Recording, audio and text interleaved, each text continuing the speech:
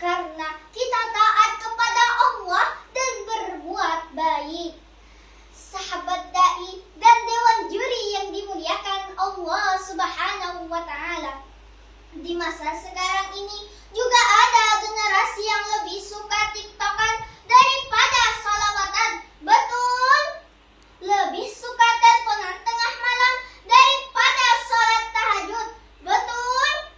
Malu membawa dan membaca Al-Quran, namun bangga menggunakan HP hanya untuk main game seharian. Betul atau betul? Generasi muda adalah harapan bangsa dan agama. Jika anak-anak muda rajin beribadah, jujur, sopan, dan saling menyayangi, maka masa depannya akan cerah. Namun, jika generasi mudanya malah sholat, suka berbohong, dan tidak menghormati orang tua, maka masa depannya akan suram.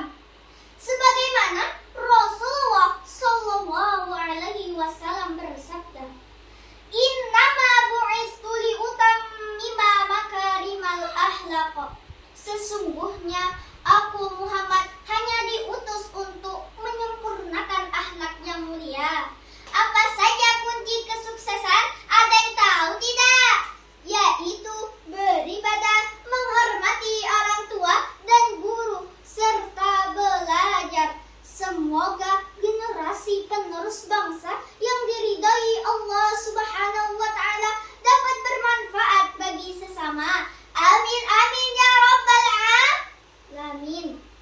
Pada kesempatan ini saya mengajak diri sendiri dan teman-teman semua untuk senantiasa menjadi generasi yang hebat dan berakhlak mulia agar kelak menjadi generasi emas.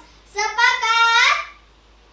Unzur maqala wala tandur man qala. Lihatlah apa yang disampaikan, jangan lihat siapa yang menyampaikan.